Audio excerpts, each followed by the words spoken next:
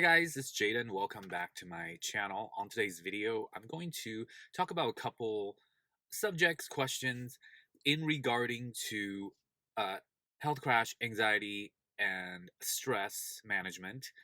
And it's more specifically, a lot of you guys are saying that you are doing things that are relaxing and you are taking it easy and you're still stressed out and you're still getting symptoms, especially in phase 2 and 3. Also, some of you are even saying that being isolated or just kind of being alone and not getting stimulation from crowds and people are actually causing you stress. So there's been a few emails and comments on my Facebook group stating that, they are isolated due to the pandemic and that resting and being isolated, it's not helping, and in fact they feel like it triggers symptoms and crashes for them. So let's jump into that first. Again, today is a very casual video. Some of my videos are like this where I'm just in the car. I get these ideas of something I really want to share and I just tape it. So there won't be like a very organized format today, but I will share a lot of my insights and thoughts on this. So it's very important, guys, to realize and know that it is not the condition or the activity that you're doing that's gonna, represent relaxation or taking it easy. Like, you could take the day off, for example, stay home, watch TV, take a bath, listen to quiet music, but you could still be stressing out because you might not be okay with doing that. Especially if you're somebody who is type A, doing a lot, constantly programmed to do, to achieve, to get organized, to make something, be something, accomplish something. That type of psyche and personality, if that is your norm, you're not going to feel relaxed doing nothing. In fact, it's going to trigger massive anxiety and struggle. So you need to know that, first of all. And two, to address that is that it's going to take practice, especially practicing how you choose mentally to approach these moments. So definitely, yes, take the relaxation routines and do all that. But while you're relaxed, activity-wise, you got to check in with yourself and really be with that anxiety that comes up saying that, no, I really, Jaden, you really should be doing this. Oh no, you should do a to-do list. Even though you're at home and you're not out there running errands, just do a to-do list of errands. And, maybe within that to-do list, let's lay out the dates. And then after you lay out the dates, maybe divide, subcategories of this is going to be done in this part of the day. And then maybe, organize it in the way that's efficient for my route. You see how it can get like that, guys? And I know those of you who are the same type of personality, type A, do type of person, you could relate exactly to what I just said. Okay? There is a purpose in life for that, for sure, because we are naturally good at getting things done. We are naturally good at organizing, being productive, efficient, getting projects done, pushing projects through. That is not our downfall, guys. However, everything is two-ended swords, right? That skill is really great on one end, but on the other end, when it goes out of balance, is that you are constantly under some kind of chronic stress. And with this type of stress, in the long term, you're going to cause things like adrenal fatigue, anxiety disorder, HPA axis dysfunction. You're going to be in fight or flight mode all the time because that chronic stress is putting yourself in fight or flight mode. Again, this is a topic that is getting so popular. Okay, I can tell just with my videos, with my comment, people are experiencing this in this time right now. The combination of the whole pandemic, social media, the internet just expedites everything. Nowadays, you wake up and you can literally get influenced by every new things that's happening all over the world. Right? As before, it wasn't disconnected. So we didn't have this type of constant stimulation. So if you add that on top of your already more stressed out personality, it's going to blow up in your face, in the result of a health crash and stuff like that. So kind of went off on a tangent, but the purpose of this in regarding to this video is that if you're somebody like that and you're trying to just be like, okay, Jaden, relax time, you're going to freak out because you haven't practiced, you haven't, what is that word? Downregulate yourself, your mind, your feelings, your thoughts into more of a relaxed, chill person. It takes practice, just like it somebody who's naturally the opposite, that's very chill and they're good at relaxing, they don't get adrenal fatigue, they have challenges to like get their shit together and get stuff done too, right? Not judging either way, but it's true. You're good at one thing and you're challenged with the opposite end of that. So it's going to take them practice to get better at being more productive. So if you're overly productive and you're chronically stressed, it's going to take you practice to downregulate yourself. Sorry, there's sirens going. To downregulate yourself into a more relaxed undertone. Wow. But that's common in Los Angeles. When that comes up, kind of, watch this video, kind of soak in this information, and just be aware that it's a process, okay? And with any process, you have to trust your vision, right? Like, let's say you want to, okay, for example, play a Beethoven sonata, and you've never played the piano, right? So you practice it today. You can't play the sonata yet, but you don't go, oh, yeah, I practiced it one day, and I still can't play the sonata. It is not true that I will play the sonata. It's the same thing. It's like you're practicing to be relaxed and you're uncomfortable. And you just, after you've tried it, you just go, oh no, it's uncomfortable. It's never going to happen. And this is the wrong. So you got to hold the vision. Okay, guys, hold your vision, because it takes gradual change to make like a huge difference. It's not going to be comfortable, right? So even though ideally you're like, oh yeah, like I'm a stressed out person, let me practice relaxation.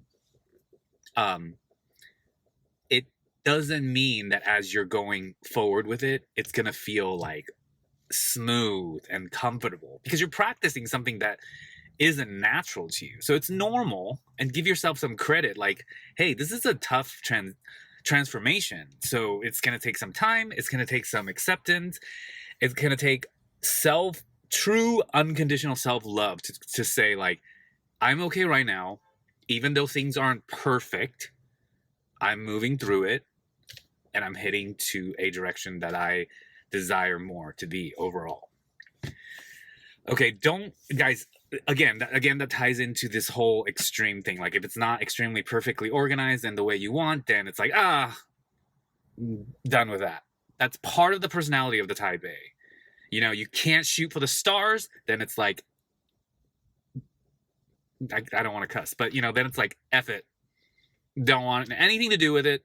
Is not shooting for the stars, then I don't want to have anything to do with it. How are you going to get longevity and like long-term things done like that with that type of intensity? Now, that's great when you're leading a project, when you're pushing, when you're motivating, you've got that fire.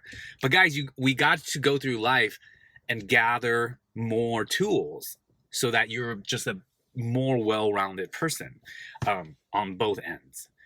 I know I have to do that for myself. I've been doing it. I do really well, but it's a work in progress every day. There's new things that come up that I'm constantly having to have self-awareness and like practice all the stuff that I talk about on my channel. I'm good at it, but no one's perfect at it. Okay. And it took me a while, but I've come to accept that it's okay. I don't have to be perfect at it. I don't ever have to be good at it either. That doesn't make me any less of a person. I'm not a second-class citizen because I'm not perfect at life, you know? So give yourself a break. Sometimes it's good to like sit back and gain perspective in that way, in ways that you never usually do. So the other part that I wanted to address in this video is that it's a very easy habit to go down when you are challenged with something that you're not used to, when you're trying to make a, life or personality transformation to a healthier, more optimal you. Your ego is going to come up because sometimes it is very difficult to let it go and move towards the direction you want to go. You will start, and if you're really honest with yourself, in moments, you'll like argue for your limitations. Okay, like you know what to do, it's just gonna take some time getting used to, but your ego is like, no, this is not, and it'll like make you say things like, well, actually, no, I'm different. This doesn't apply to me, or whatever it is. You will start to want to argue to not feel good.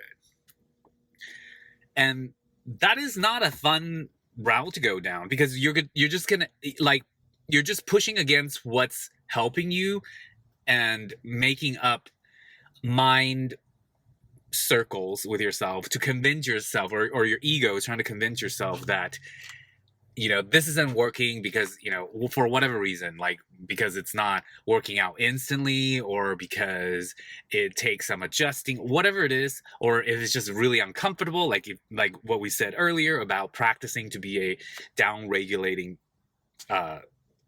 from your type of stress that you're used to. You're going to come up with all kinds of like loops and mind games with yourself to convince yourself, which is really funny because you yourself knows what's right, that you don't have to do what it's right, or doing what's right for you is not going to work in all this, just for your ego to be like, see, I was right. But for me, that I've gone down those roads too, and I always end up being like, oh yeah, no, I need to get back. And it took many tries, but eventually I learned, like, I'm just not going to let those moments of uncomfortableness and ego-driven moments, or, instant gratification, extreme moments, take me down anymore. I was ready to be done with that, finally, when I hit rock bottom with all this stuff. And I just said, those tools don't work for me. And I stopped wanting to argue for my limitations, because I was pretty much just saying, like, I'm this messed up and I'm proud of it and I don't want to change. And like, that's what my ego is saying. But the real part of me is like, it's okay, Jaden. You don't have to be perfect. It doesn't have to be overnight. You don't ever have to be perfect at it. You're okay. I love you as you are. And I will support you. This is like the conversation I had to have with myself. I will support you however you're doing it, however it's going to work for you. And I'm always here. You can make 5 trillion mistakes and I'm not going anywhere. Okay, guys? Yeah, I had to get to that place with myself. And I really believe, again, none of this is absolute. You are free to create your life, your beliefs. But this is just what I'm sharing. I really believe that having those powerful moments and changing myself in those ways has helped me and improved my life in such magical ways, and just it's just awesome overall. It does take a lot of work. It does take a lot of discipline, self-awareness, flexibility, putting down your ego, putting down your like rigidness, while still holding on to things like discipline, things like consistency, things like following through. So it's a balancing act. It's not like you fully let go of the doer either. You're just balancing out the doer. So I think that's going to kind of give you insights on my thoughts on a lot of the questions I've been seeing on Facebook group, on my Facebook group. Excuse me. A lot of kind of people are stuck in that phase 2 or 3, thing where they're going back and forth and they're struggling with that circle because they're kind of struggling with themselves, putting too much pressure on themselves. And it's conditional. That ego brain is very conditional. And, you know, if you're struggling with that, it's because that part of you is judging you for not, you know, fixing this. And why isn't this gone? And am I doing the right thing? And all this, you know, you can go down a rabbit hole if you let that obsessive, ego-driven brain take you down. Okay, so, but you don't have to, guys, because the true part of us is in there just as strong, if not more powerful. And it's always there when you're ready to, you know, open him or her up and accept who you are and where you're at, and just, you know, love yourself and move forward in your health, in optimizing your life, in your whatever, fitness, workouts, whatever you love, you know, your careers. You can really improve your life in really great ways, in all ways, if you start with yourself. So guys, that is my absolute, genuine, honest insight on this whole thing. I've been getting a lot of questions. I decided not to reply the emails or the text because I don't want it to get convoluted. As you know, words can't really convey sometimes. You kind of got to see the video. You got to feel the energy of what they're saying to kind of get more clear. And that's kind of how I would like it too. So I just decided to make a actual video. Hope it's helpful. Hope those of you who had some of these questions, this gives you, you know, my insight, and maybe it motivates you. Again, I should have done this in the beginning, but I am not a doctor, therapist, nurse, none of that. I am just here sharing my experience, what I believe in, what worked for me on my health recovery journey, predominantly. And for your information, your entertainment, your research, and definitely check in with your doctor before taking on any health advice or therapy advice or anything like that. All right, do your own research, guys. I hope you're having a great day. I'm like super happy because I just won a tennis match. It was against a very long time foe, I guess. And I won today. So have a great day, and I will see you guys all on my next video. Thanks, guys. Bye.